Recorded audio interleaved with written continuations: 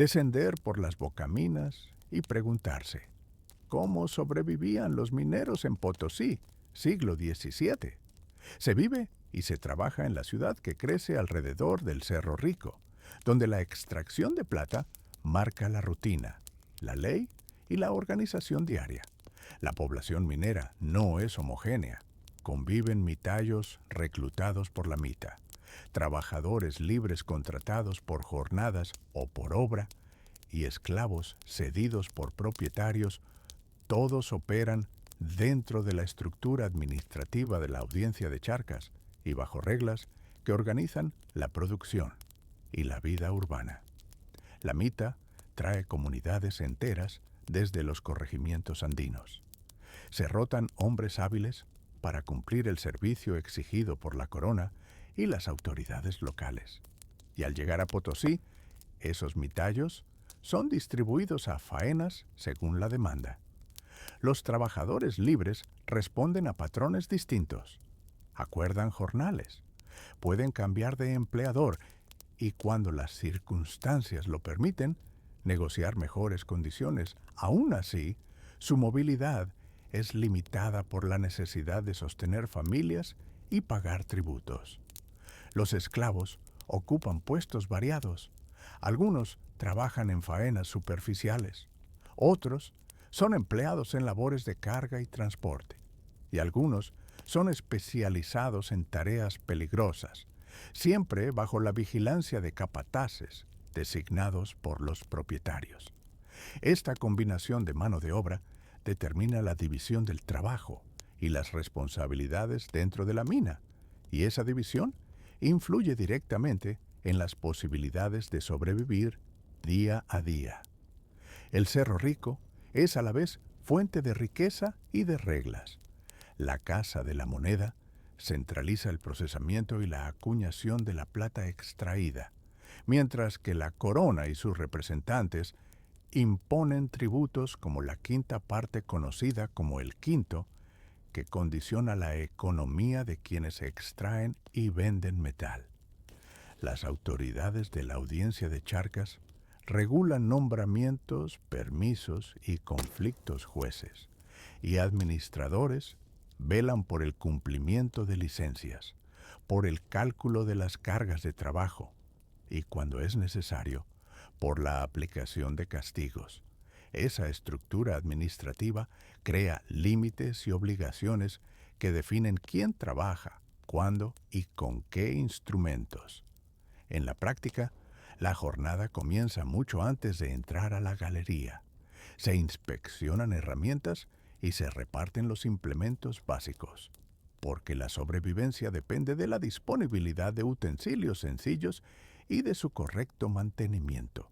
Se usan picos, martillos, barrenas y palas para abrir veta y extraer mineral. Se emplean también sogas, poleas y escaleras de madera para bajar y subir cargas. Y personas, la pólvora sirve para voladuras controladas, y su manejo queda en manos de artífices que conocen las técnicas permitidas por la costumbre y por las autoridades. Las vigas y entibaciones de madera sostienen galerías. La ventilación se procura mediante respiraderos y aberturas planificadas. Estos procedimientos nacen de la experiencia acumulada y de la intervención de maestros de mina y capataces que organizan cuadrillas. Cada rol tiene obligaciones precisas. Los mitayos suelen ser asignados a labores de extracción y carga según cuotas del servicio. Los peones libres rotan en función de contratos y pagos.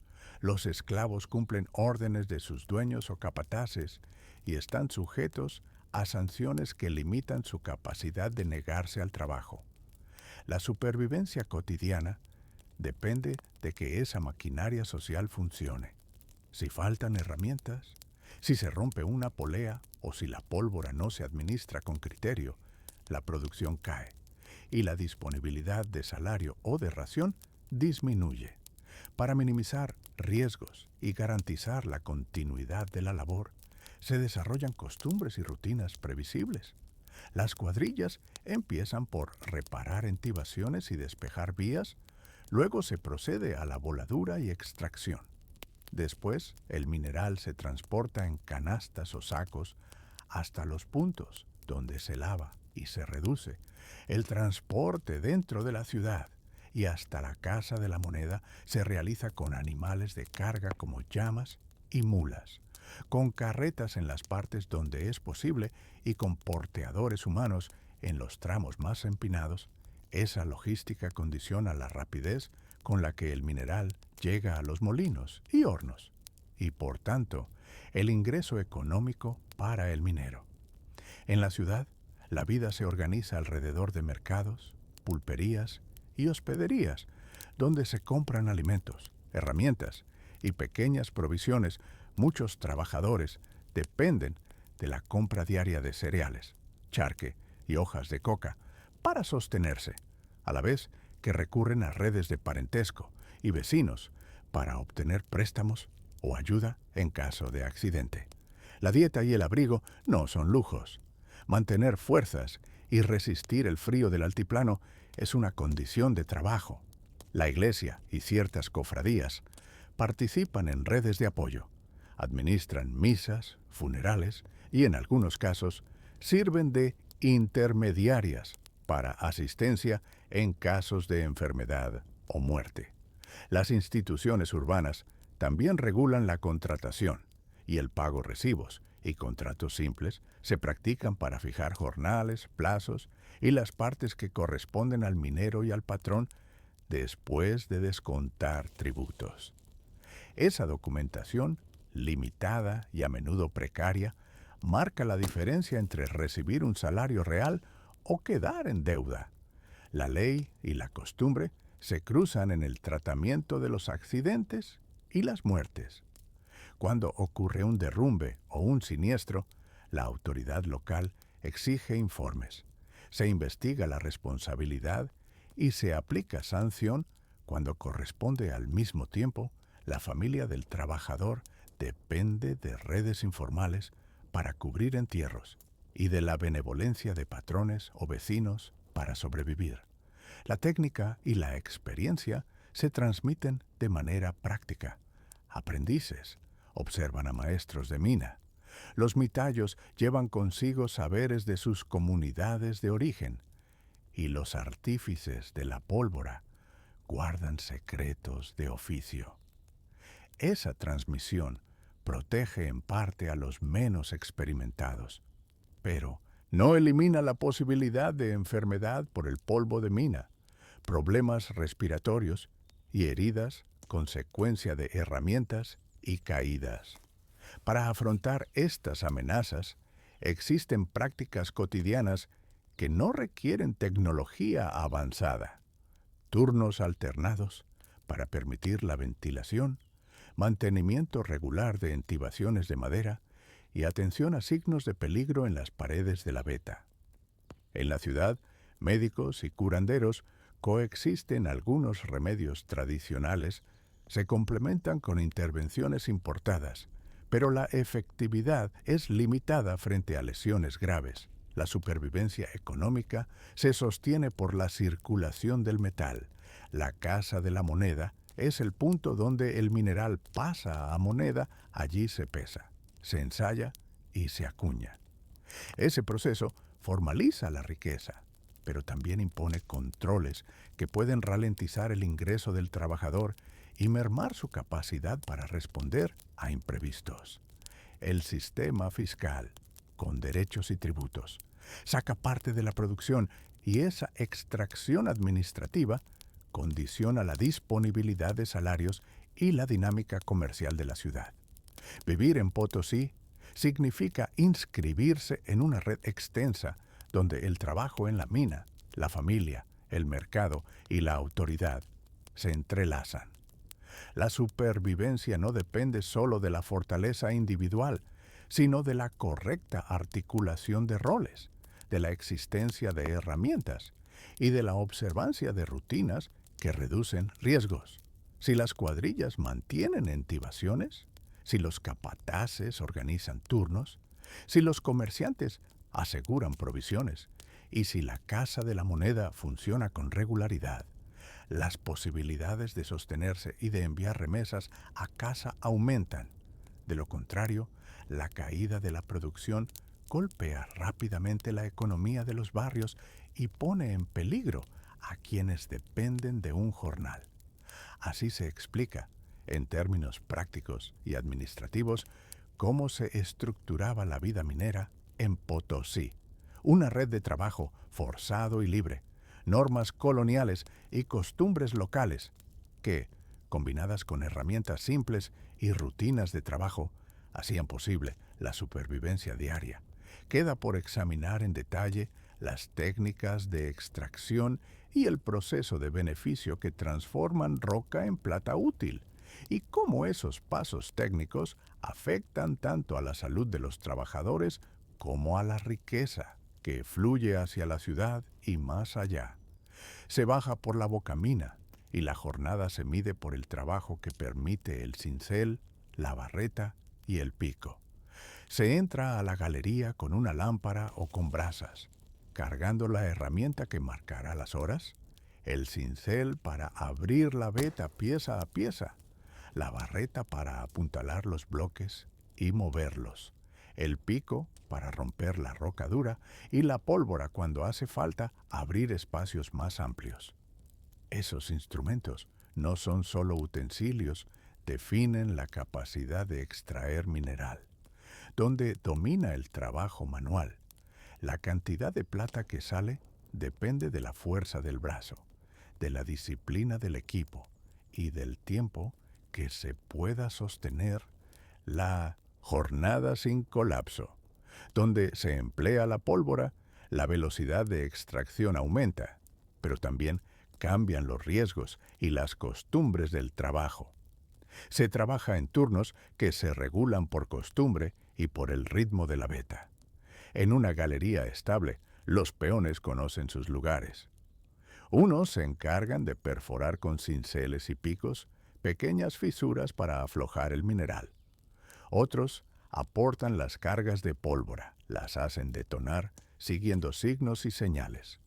Un tercer grupo retira los bloques desprendidos y los apila para salir con ellos. La barreta sirve tanto para apartar los pedazos grandes como para asegurar los techos sin una adecuada labor de apuntalamiento. Un tiro que dio buen resultado puede transformarse en un derrumbe. Por eso las decisiones tienen consecuencias inmediatas. Un disparo mal calculado rinde más mineral, pero si falla el apoyo, la galería se pierde y con ella el esfuerzo de días o semanas. La extracción no se mide solo en vetas. La logística de sacar el mineral desde dentro hasta la superficie es la otra limitación. Los socavones y las galerías estrechas obligan a que el transporte se haga a pie, con canastos o con tolvas y carros en aquellas bocaminas que lo permiten. Cada carga que sube reduce el peso del día, pero la cantidad final depende de la cadencia de los operarios y del tamaño de los pasillos. Si la veta es rica y amplia, la explotación se torna más rentable si la veta es difícil. El trabajo se eterniza y el salario por jornada no compensa el daño al cuerpo. El uso de la pólvora permite abrir cámaras mayores y acceder a capas más profundas. Antes de prenderla, se perfora con el cincel y el pico pequeños orificios donde se introduce la pólvora en papel o pellejo. La detonación afloja la roca y permite extraer más mineral con menos esfuerzo manual. Sin embargo, cada explosión remueve polvo fino que queda en el aire de la galería y en la ropa de quienes trabajan. Además, las vibraciones y los desplazamientos de material exigen más apuntalamientos, la mala praxis con la barreta o la negligencia en sostener un tramo pueden convertir una oportunidad de extraer una carga buena en un episodio de pérdidas humanas o materiales. La pólvora hace posible batazos de rendimiento, pero obliga a protocolos, paciencia y disciplina en la aplicación. Cuando el mineral sube a la superficie, comienza la segunda parte del proceso, la trituración y la amalgamación. El mineral se muele y se tritura en pilas o en molinos, según la técnica disponible. Las piedras, las muelas o los cilindros lo convierten en polvo fino. Luego el polvo se extiende en el patio para la amalgamación con mercurio. Ese patio es el corazón del proceso económico. Sobre tierra se mezcla el mineral pulverizado con agua, con mercurio y con algún agente que acelere la reacción, y con el movimiento de mulas o con varas se logra que el mercurio se adhiera a las partículas de plata. La amalgama se recoge luego y se somete a procedimientos de separación, que también requieren calor y tratativas. El mercurio aparece como una solución técnica a un problema metalúrgico. Permite recuperar plata de minerales que antes resultaban poco provechosos, pero su uso impone cadenas de trabajo y de peligro. En el patio se manipula el mercurio líquido en contacto con todo, con los recipientes, con la ropa de quienes remueven las mezclas, con los instrumentos. La amalgamación libera vapores cuando la amalgama se quema o se calienta para separar la plata. Esos vapores se mezclan con el polvo que llegó desde la galería, el polvo de roca, más fino cuanto más intensiva fue la molienda. No solo empeora la respiración inmediata, sino que se asienta en las vías respiratorias con el tiempo. La combinación de polvo y mercurio marca cómo la salud de quienes trabajan no se perjudica por un único agente, sino por la suma de exposiciones sucesivas. Las rutinas se organizan en torno a estas máquinas humanas. Quienes bajan a extraer mineral deben aceptar que su esfuerzo será el primero de varios eslabones. Los cargadores que suben la bolsa con mineral hacia la superficie, los que llevan materia prima al molino, los molineros que regulan la finura del polvo, los que mezclan en el patio y los que queman la amalgama para obtener la plata. En cada eslabón hay reglas no escritas, horas de pausa marcadas por la fatiga, costumbres de compartir alimentos simples para sostener el trabajo, turnos de limpieza de herramientas y, en muchos casos, rituales destinados a pedir protección antes de una detonación o a agradecer que no hubo derrumbe en la jornada. Esos hábitos cumplen una doble función: ordenan el trabajo y amortiguan la incertidumbre cotidiana. La jerarquía es palpable. El capataz o el maestro de bocamina determina el ritmo de la galería, decide dónde se perfora, cuándo se detona, qué se asegura con barreras de madera. En el patio, un maestro de amalgamación controla las proporciones y las temperaturas. Esas figuras no solo administran el trabajo, también son quienes asumen la decisión sobre cuánto inventario de mercurio usar y cómo distribuir los riesgos. En la práctica, eso traduce que la supervivencia de un minero depende en parte de decisiones ajenas. Si se presiona para que la galería rinda más, se acortan tiempos de apuntalamiento y se multiplican posibilidades de accidentes. Si en el patio se economiza mercurio o se aceptan atajos, el riesgo de exposición aumenta. La salud se ve afectada por rutas concretas. El polvo que genera la molienda y las explosiones entra en los pulmones con los años. Esa exposición continua puede llevar a dificultades respiratorias y fatigas más frecuentes. El mercurio, por su parte, no se limita a un instante de contacto. Se adhiere a utensilios, queda en la ropa y se volatiliza con el calor en la etapa final de la amalgamación. Aún sin nombrar diagnósticos precisos, la relación causa-efecto es directa. Trabajar cerca del mercurio y del polvo, sin medidas protectoras, aumenta la probabilidad de enfermedades crónicas y de pérdida de capacidad para trabajar. Esa realidad remolde las vidas. La jornada se acorta por enfermedad. Las familias dependen de ingresos que menguan y las generaciones siguientes heredan la experiencia y a veces la vulnerabilidad. La economía motiva prácticas que, desde la perspectiva de la salud, son arriesgadas.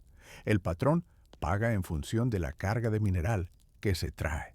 Por eso, muchos aceptan trabajar jornadas largas y tomar atajos.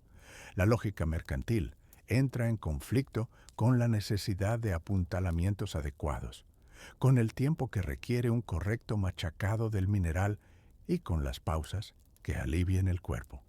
Ese conflicto explica por qué la técnica de la amalgamación, tan eficiente para sacar plata de vetas difíciles, se volvió tan dominante, aumentó la producción y, con ello, el incentivo para explotar más vetas, aunque a costa de exponer a más trabajadores a polvo y mercurio. Existen prácticas comunitarias que buscan mitigar el daño.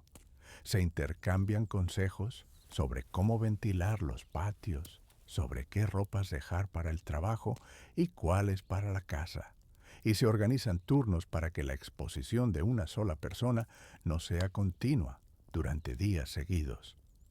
En algunos sitios se procura espaciar las quemas de amalgama para que los vapores no se concentren en un mismo día. Sin embargo, esas medidas son improvisadas y dependen de la disposición de quien controla el proceso. La economía del taller o del ingenio tiene siempre la última palabra. La vida en y alrededor de la mina se arma, por tanto, como una sucesión de decisiones técnicas y económicas que afectan día a día. El cincel, la barreta y el pico definen la posibilidad inmediata de mover la veta. La pólvora permite golpes decisivos de producción, pero exige mayor disciplina en apuntalamiento. La trituración y el patio con mercurio convierten el mineral extraído en plata vendible, pero introducen rutas de exposición que dañan la salud con el tiempo.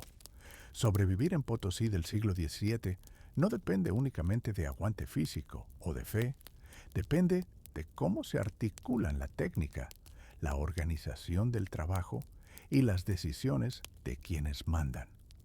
El conjunto de esas prácticas construye una gramática de trabajo, lo que se puede extraer, cómo se hace, qué se acepta o se evita. A partir de esa gramática, se traza la línea que separa la posibilidad de llevar a casa un jornal digno y la posibilidad de padecer enfermedades que limiten la vida laboral. Y aunque la técnica de la amalgamación permitió que la plata se convirtiera en riqueza visible, también hizo que esa riqueza se pagara con costumbres de trabajo que, a la larga, marcaron la existencia de quienes la produjeron. De la galería al patio, las herramientas y los procesos deciden cuánto mineral se saca, cuáles son los riesgos físicos y hasta qué punto el mercurio y el polvo determinan la probabilidad de enfermar. Por eso, la supervivencia minera en Potosí se mide tanto en cargas de mineral como en la capacidad de las comunidades para gestionar esos riesgos y en la voluntad de quienes controlan la producción de moderar la presión sobre el trabajo. En la próxima parte, se seguirá la traza de esas decisiones sobre la vida cotidiana fuera de la mina y cómo la superficie traduce en organización social las condiciones que nacen bajo tierra. La vida en la mina se organiza a partir de instituciones que no son abstractas, sino prácticas. La mita, el quinto real, la casa de moneda y la red de comerciantes y abastecedores. Todas actúan como marcos que definen tareas, ritmos y cuentas.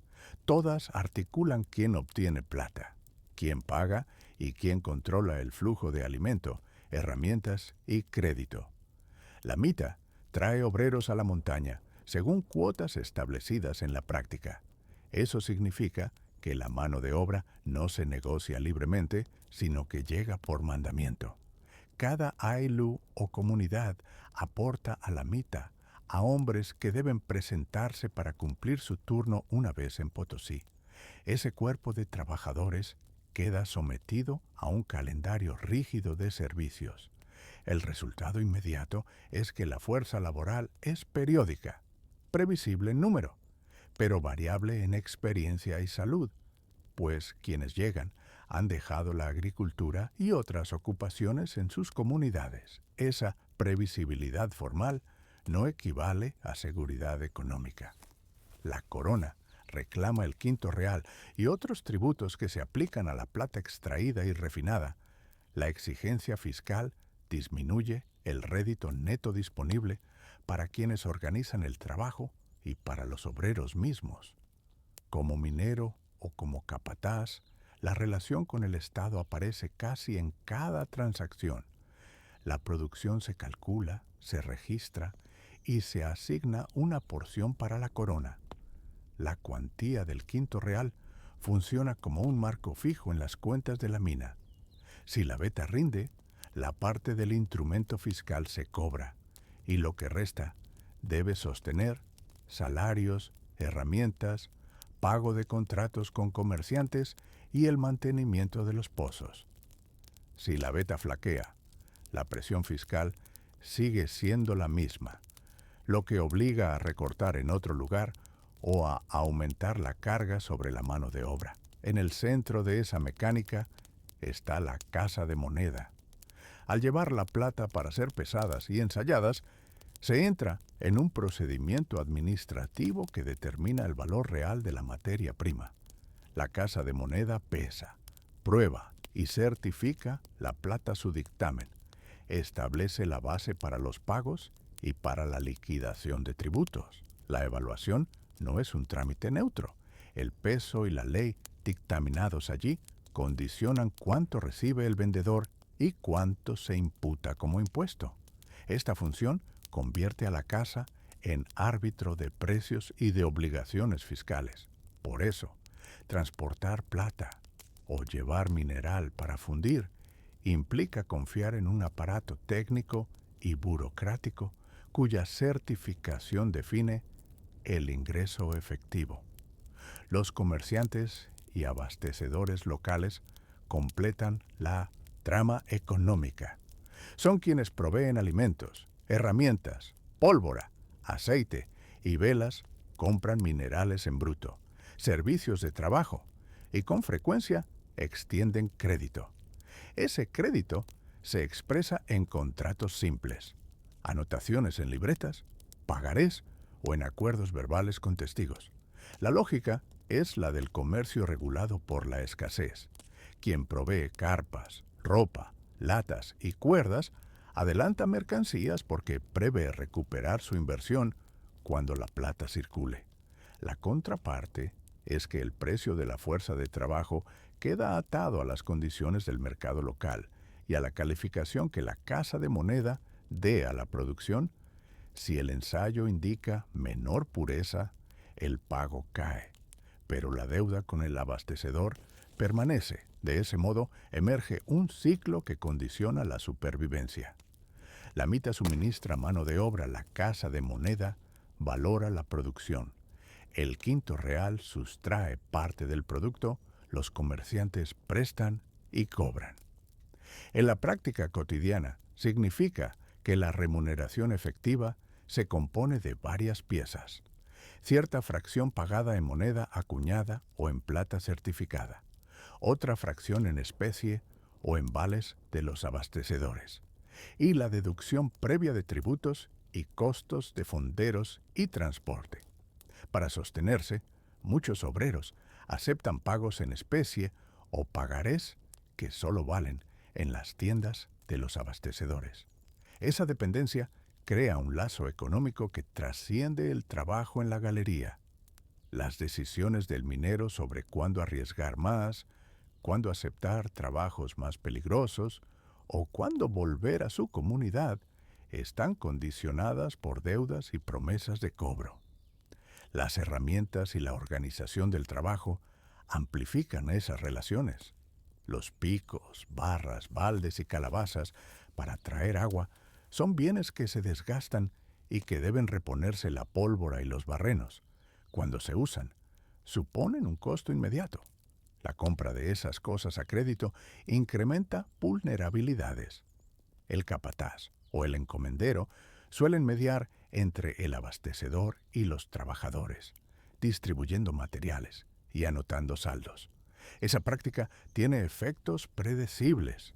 La provisión de herramientas mejora la productividad inmediata, pero la factura acumulada reduce el ingreso futuro. Además, los comerciantes que compran mineral o servicios establecen precios según la ley y el peso dictados por la Casa de Moneda, y también según la competencia entre compradores. Si hay muchos vendedores, la oferta baja el precio, encareciendo la subsistencia del obrero, pese a la intensidad de su labor. Las contabilidades no son siempre explícitas para todos. A menudo circulan vales, anotaciones en cuadernos y acuerdos orales, que determinan que un jornal del día quede ya comprometido a cuentas previas. La práctica de pagar parcialmente en especie o de descontar suministros a partir del jornal genera una economía de adelantos. Se come hoy con lo que se pagará mañana. Eso transforma la jornada en una unidad móvil de consumo y de deuda. Más trabajo hoy para cubrir una ración futura. Paradójicamente, cuando la mina parece ofrecer abundancia de oportunidades, la dispersión de los ingresos y la multiplicidad de deducciones pueden dejar a la mayoría en una situación precaria.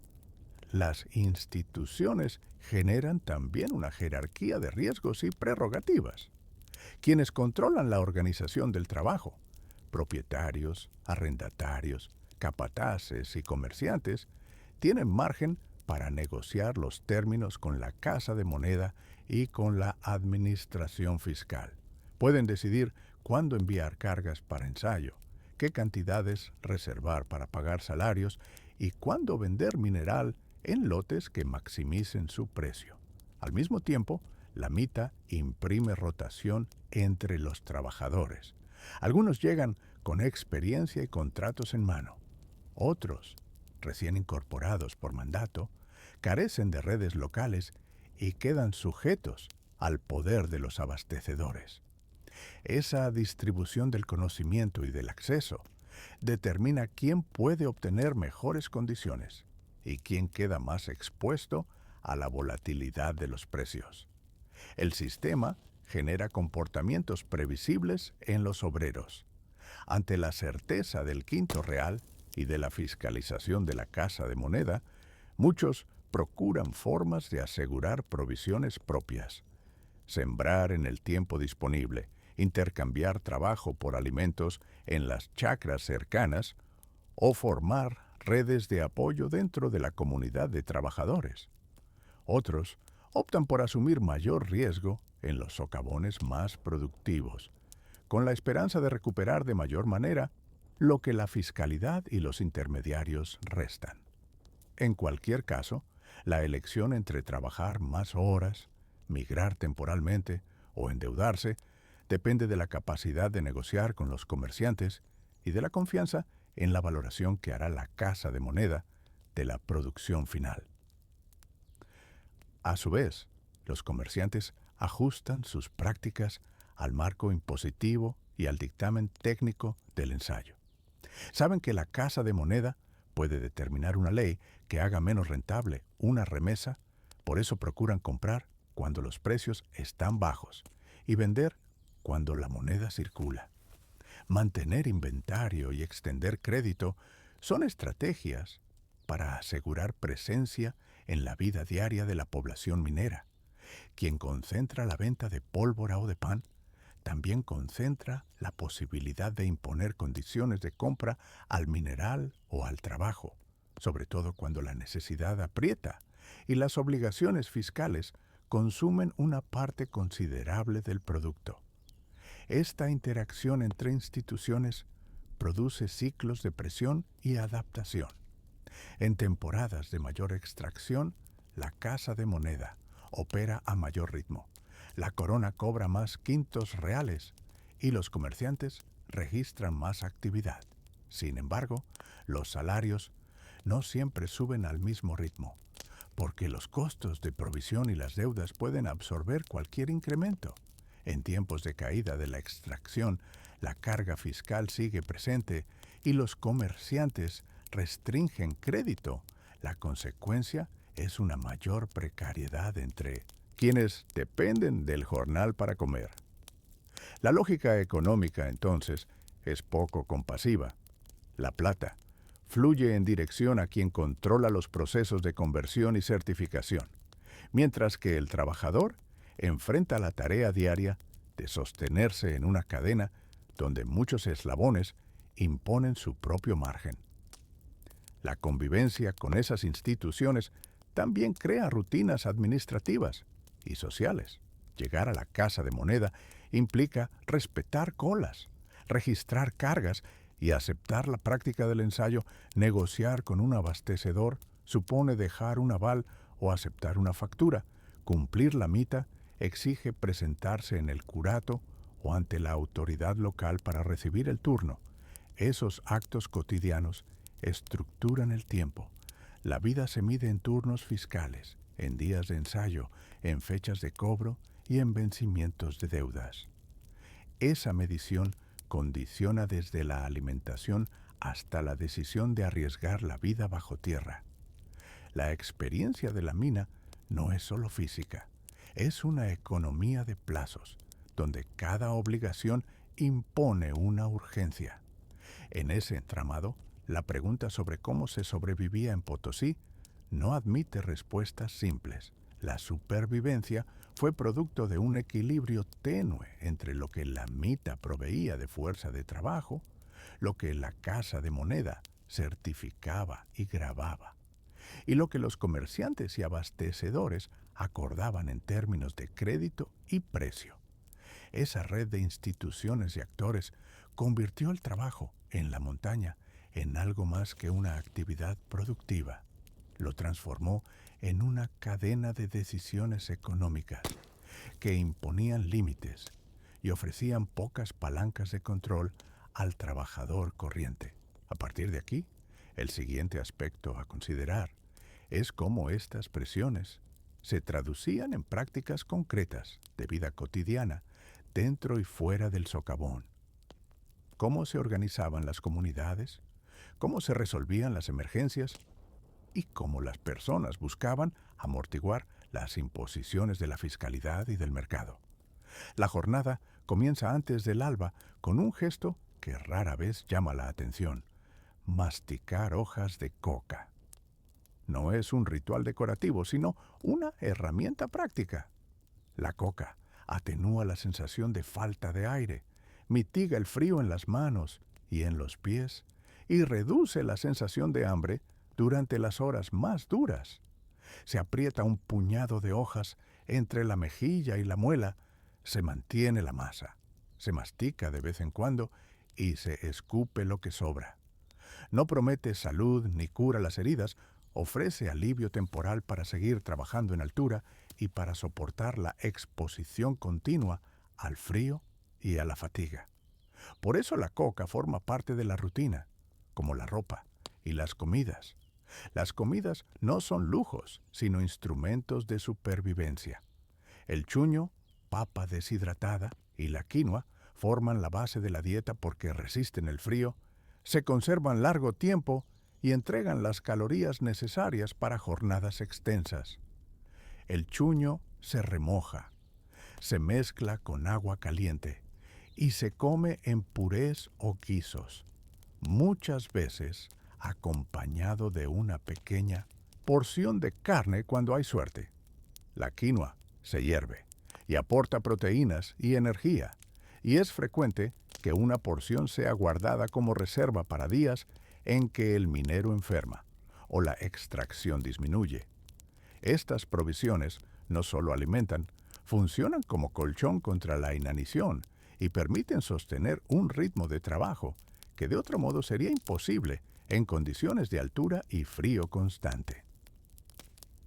La vestimenta completa el conjunto de herramientas, prendas de lana, ponchos, camisas y un gorro ajustado, amortiguan el frío de la superficie y las corrientes dentro de los túneles. Las manos se protegen con guantes de lana gruesa que permiten asir picos y canastos. Los pies con botas reforzadas que, aunque no siempre impermeables, soportan jornadas sobre suelos húmedos y rocosos. Cuando la ropa se deteriora, se recurre a la red de parentesco y comunidad. Un pedazo de tejido o una prenda nueva se comparte, se intercambia o se presta. Esa circulación de ropa es parte del mismo tejido que mantiene en marcha la vida minera. La organización del trabajo reduce riesgos a corto plazo. La rotación de tareas es una práctica constante. Quien rompe la roca con pico cede el lugar al que transporta el mineral, que a su vez pasa a quien lo selecciona y clasifica para el lavado o la molienda. Esta alternancia cumple dos funciones complementarias. Por un lado, reparte la exposición a peligros concretos. El polvo, el esfuerzo físico extremo, la proximidad a galerías inestables entre varias personas, evitando que un solo cuerpo soporte toda la carga. Por otro lado, la rotación permite conservar habilidades especializadas en la comunidad. Quien conoce la técnica de cargar con canastos transmite la forma correcta de atarlos. Quien sabe reconocer buen mineral enseña a otros a distinguir vetas y ganga. La distribución de tareas no borra el peligro, pero diluye la probabilidad de un daño total en un solo individuo. La convivencia y la cooperación dentro de redes de parentesco y de comunidad son decisivas. Familias amplias comparten viviendas, alimentos y cuidados. Los hijos, los hermanos y parientes lejanos intervienen en la subsistencia diaria. El AINI, una forma de reciprocidad, organiza desde las faenas más simples hasta los trabajos colectivos de mantenimiento de galerías. Cuando una casa necesita reparaciones, un grupo se organiza en AINI y realiza las labores a cambio de ayuda futura. Cuando una persona enferma por el trabajo o por el frío, la comunidad aporta alimentos y tiempo para su recuperación. Esta circulación de favores y trabajo no sustituye el dinero, pero reduce la necesidad inmediata de efectivo y mantiene un flujo vital de recursos materiales y humanos. El respaldo de comerciantes que otorgan crédito es otra pieza del rompecabezas. El comerciante provee provisiones, ropa y herramientas a crédito a cambio de parte de la producción futura. Este arreglo asegura suministros en el presente: quinoa, chuño, harina, fardos, de lana, aceite para lámparas, velas. A cambio, una porción del mineral extraído o subproducto transformado queda comprometida. El crédito del comerciante funciona como un seguro limitado, evita la inanición y permite mantener la jornada laboral incluso cuando los salarios son bajos o la extracción escasea por días. Sin embargo, también obliga a ceder parte del fruto del trabajo y mantiene una dependencia económica que puede perpetuar la precariedad. Vender parte de la producción al comerciante reduce el riesgo inmediato de no tener qué comer, pero deja menos margen para acumular reservas o invertir en mejoras que reducirían la exposición al peligro. A ese entramado se suman reglas no escritas de reciprocidad laboral y económica. Cuando un grupo de mineros consigue una veta especialmente rica, parte de la ganancia se distribuye para compensar el tiempo y el riesgo que tomó la exploración. Cuando una mujer o un anciano no pueden participar en las faenas, la contribución suele transformarse en trabajos domésticos o en cuidados comunitarios. La lógica no es igualitaria en el sentido moderno, pero sí funcional. Quien pone más riesgo recibe apoyo cuando la fatiga o la enfermedad lo impiden. Ese mecanismo social evita que la caída al olvido sea inmediata tras una lesión o dolencia. Los peligros más invisibles requieren estrategias particulares. La exposición a metales y humos en las labores de beneficio del mineral provoca enfermedades que no siempre se manifiestan de inmediato. Para reducir la intoxicación, se manipulan los polvos y los residuos con ciertas precauciones. Se ventilan las áreas cuando es posible y se evita la inhalación directa del material pulverizado. Estas prácticas no eliminan el riesgo de envenenamiento, pero disminuyen la intensidad de la exposición. Además, cuando aparecen síntomas persistentes, la comunidad prioriza el descanso, la sustitución en la rotación de tareas y la provisión de alimentos más energéticos para acelerar la recuperación. La asistencia médica formal es escasa, así que la mitigación depende más de la prudencia colectiva y de la capacidad de sostener a quien se enferma sin exigirle retornar prematuramente al trabajo. La economía local adapta sus instrumentos de crédito y mercado a esa precariedad. El comerciante acreedor conoce los ciclos de extracción y las posibilidades reales de pago. Por eso, acostumbra a exigir una parte de la producción regular, en vez de pagos inmediatos, en metálico. Esa flexibilización mantiene la circulación de bienes y servicios. Herramientas se reparan, alimentos llegan a las casas, la ropa se renueva. A cambio, la dependencia se naturaliza. El minero acepta vender la cantidad necesaria para cancelar deudas y para seguir recibiendo provisiones. Es un arreglo que asegura la continuidad del trabajo y del suministro, y a la vez limita la posibilidad de mejora material porque la mayor parte de la renta se redistribuye hacia el comercio y el pago de deudas. En lo práctico, la rutina cotidiana se despliega como una cadena de acciones encadenadas. Masticar coca antes de salir, vestir prendas de lana, compartir una ración de chuño o quinoa, distribuir tareas según rotación, vender parte del mineral para pagar las provisiones del comerciante, recurrir al AINI cuando la carga de trabajo o la enfermedad lo exigen. Cada elemento reduce una faceta del riesgo. La coca atenúa la sensación de asfixia y de frío el alimento preservado evita la descomposición por falta de nutrientes. La ropa protege contra las inclemencias. La rotación disminuye la exposición a daños agudos, el AINI, y el crédito sostienen la subsistencia cuando la productividad cae. Ninguna medida garantiza seguridad plena, pero juntas crean una red que hace posible que la minería continúe pese al peligro constante. Esa red requiere disciplina y acuerdos tácitos. La rotación exige que cada quien cumpla con su turno. El AINI depende de la confianza y del regreso de la ayuda en el futuro. El crédito del comerciante demanda entrega regular de producto para no romper el suministro.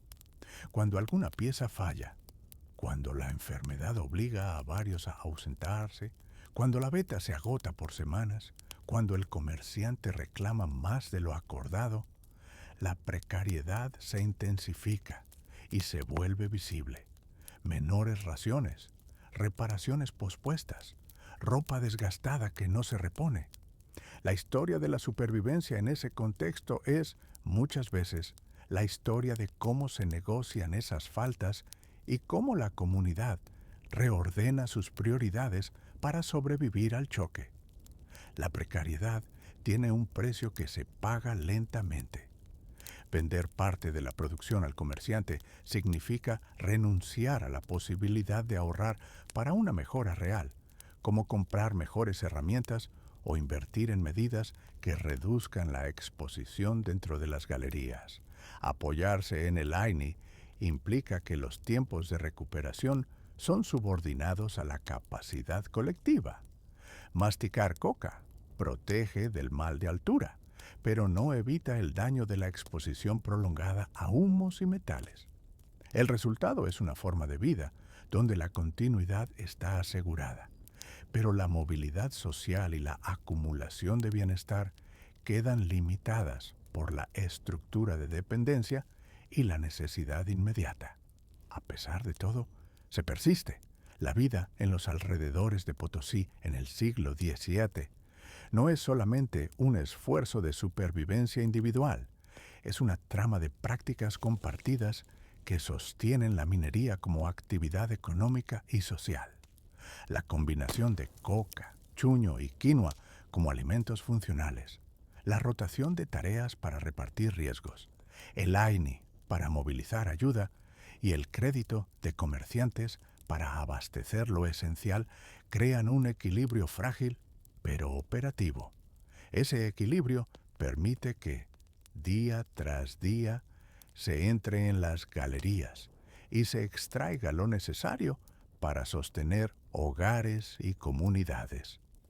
Al terminar la jornada, cuando se guardan las herramientas, se reparte la ración de comida y se confirma quién asumirá la próxima tarea de mayor riesgo. Se compone un balance provisional. Se ha reducido el peligro inmediato. Se ha cubierto la subsistencia por un día más y se ha mantenido la red que asegura ayudas futuras. No es una promesa de seguridad completa, sino la suma de medidas y acuerdos que hacen posible vivir en un lugar tan exigente. La siguiente jornada llegará con los mismos retos por ahora. La supervivencia se afirma en esa red de prácticas y en la capacidad de sostenerse mutuamente para enfrentar un mañana incierto. Se sigue dentro de una rutina que combina imposición y elección, costumbre y mercado. La mina exige presencia y trabajo en franjas que marcan la jornada y la vida, la mita impone la movilidad forzada de hombres y a veces de familias enteras desde los ailus hasta las bocas de mina.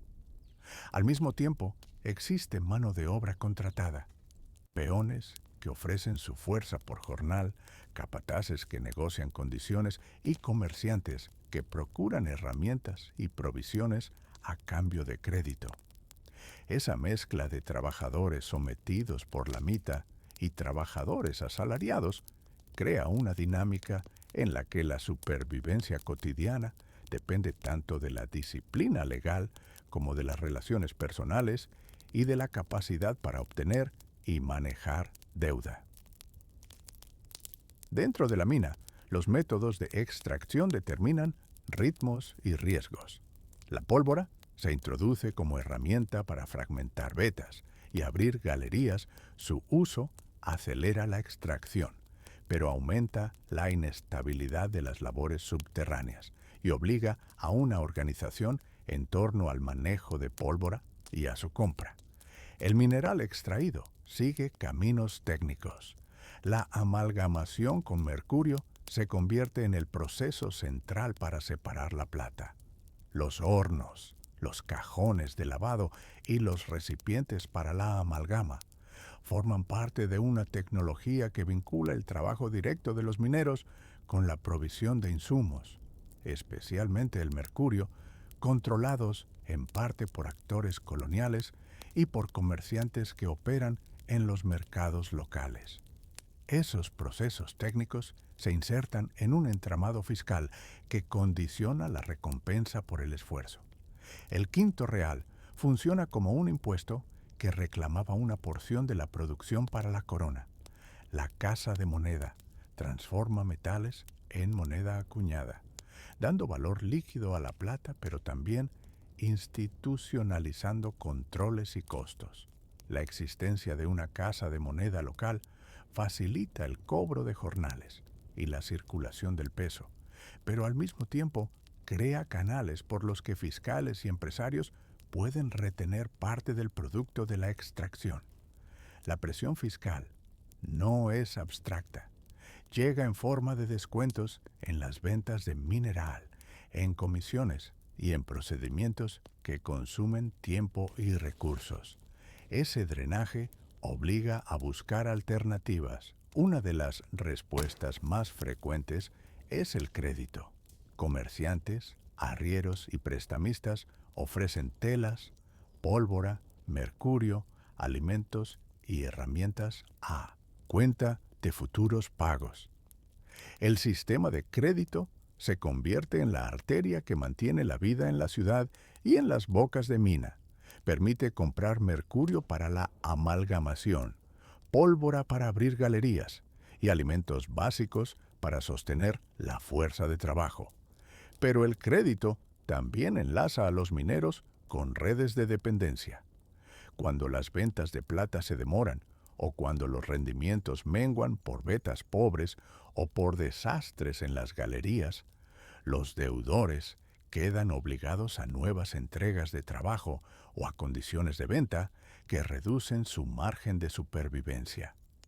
La economía de Potosí no es solo producción, es un entramado de deudas que regula la reproducción material de la fuerza de trabajo. Frente a esa precariedad económica, las estrategias andinas de manejo del cuerpo y del tiempo resultan fundamentales. La coca cumple un papel central. Masticada en faenas, ayuda a mitigar el cansancio y las altitudes, facilita la tolerancia al frío y al esfuerzo prolongado, y se integra en rituales cotidianos de intercambio. No es una evasión sensorial exagerada, sino una técnica práctica de adaptación. Los alimentos básicos, papa seca o chuño, maíz, quinoa en algunos casos, y charqui para la carne preservada, constituyen la dieta que mantiene la energía. Estas provisiones, muchas veces producidas en las comunidades de origen, se incorporan al mercado urbano mediante trueque o venta, sosteniendo a quienes alternan entre el campo y la mina. El apoyo comunal actúa como otro pilar. Prácticas como el AINI o la minca, formas de trabajo recíproco, se extienden desde los ailos hacia la vida urbana. Envío de alimentos, ayuda para realizar trámites, relevo de labores o cooperación en entierros y cuidados. Las redes familiares y comunitarias permiten redistribuir riesgos. Cuando un minero enferma o muere, la carga económica recae en la familia extendida, que interviene para sostener a huérfanos o a esposas. Esa solidaridad no elimina la precariedad, pero amortigua golpes y facilita que la vida continúe pese a la violencia de las condiciones laborales y la presión fiscal. Al interior de la ciudad minera, la división del trabajo y las especializaciones contribuyen a la reproducción cotidiana. Existían oficios que respondían a necesidades concretas: arrieros que transportan mineral, fundidores que trabajan la amalgama, mercaderes que proveen pólvora y mercurio, remendadores de ropa, vendedores de alimentos y curanderos que atienden enfermedades asociadas al frío, a la altura y al trabajo subterráneo. Cada oficio genera ingresos y gastos. La interdependencia entre ellos crea mercados locales que, al funcionar, sostienen el flujo de provisiones necesarias para sobrevivir. La precariedad es entonces colectiva. La economía de Potosí funciona si todos los eslabones mantienen a flote su actividad. Las instituciones coloniales influyen también en el ámbito cotidiano. La Casa de Moneda no solo acuña regula flujos, impone controles y devuelve moneda que facilita intercambios, al menos en apariencia. Los fiscales y las autoridades cobran derechos y multas. Las ordenanzas intentan regular pesos y medidas, tarifas y calidad de insumos. Esas normas modelan la conducta de comerciantes y mineros, pero la aplicación suele ser irregular y depende de redes de influencia. En la práctica, la vida se organiza en espacios donde la legalidad formal convive con prácticas informales. Arreglos verbales para la venta de mineral, préstamos sin documentos o pagos en especie. Esa ambivalencia permite salvar lapsos de crisis, pero mantiene una fragilidad sistémica. Las jornadas se estructuran en torno a la necesidad de optimizar tiempo y energía. Hay labores que requieren presencia en turnos precisos, apertura de galerías con pólvora, lavado y amalgamación que dependen de condiciones climáticas y de insumos. Otras tareas son continuas: mantener herramientas, reparar ropa, cocinar y atender a la familia. El manejo del tiempo incluye también la búsqueda de líquidos y alimentos en mercados que funcionan con horarios irregulares, la espera de pagos en la casa de moneda y la gestión de deudas con comerciantes. Organizarse para cubrir estos gastos obliga a planificaciones a corto plazo y a anticipar contingencias, lo que explica la extensión de contratos y de redes crediticias. La salud, finalmente, marca la frontera entre vivir y no poder trabajar. Las enfermedades respiratorias, el mal de altura, lesiones por accidentes en galerías y los efectos del mercurio sobre el cuerpo aparecen como amenazas constantes. Ante esto, la práctica médica combina remedios tradicionales con curas traídas por los europeos curanderos locales, remedios herbales, baños y rituales. Conviven con la intervención de cirujanos o barberos cuando la situación lo exige. La capacidad de acceder a atención depende de recursos y de redes. Muchas veces, los cuidados se organizan en el ámbito familiar y comunal, y cuando el daño es irreversible, la familia queda obligada a reconstruir su economía con menos manos de trabajo. En ese entramado, la precariedad es la norma y la adaptación, la habilidad esencial. Las combinaciones de mita y trabajo contratado garantizan una masa de mano de obra. La pólvora y la amalgamación con mercurio aumentan la productividad, aunque implican gastos y riesgos. El quinto real y la casa de moneda introducen la fiscalidad y la circulación monetaria, pero también recortes a la ganancia. El crédito sostiene la provisión de insumos y alimentos, aunque ata a deudas la coca, los alimentos básicos y el apoyo comunal. Son las técnicas de supervivencia que permiten resistir la dureza del trabajo y la presión económica. Cada elemento funciona en relación con los otros, y la supervivencia es el resultado de esa interdependencia. Para responder con claridad a la pregunta sobre cómo se sobrevivía en Potosí en el siglo XVII, se vivía gracias a una combinación de imposición y negociación, de tecnología y costumbre, de instituciones y redes informales. La mita proveía fuerza de trabajo, la mano de obra contratada, y el mercado ofrecían flexibilidad. La pólvora y la amalgamación con mercurio permitían extraer y procesar plata. El quinto real y la casa de moneda estructuraban el flujo de riqueza. El crédito daba acceso a insumos, pero generaba dependencia a la coca, los alimentos básicos y el apoyo comunal sostenían el cuerpo y la vida social. Esa red compleja mantenía la ciudad en funcionamiento, permitiendo la reproducción cotidiana, aunque siempre bajo la sombra de la precariedad y la explotación. Así se sobrevivía, mediante un equilibrio frágil entre recursos institucionales, técnicas extractivas, mercados de crédito y estrategias andinas de sostén. Un equilibrio que hacía posible la vida diaria, pero que, al mismo tiempo, la mantenía constantemente en riesgo.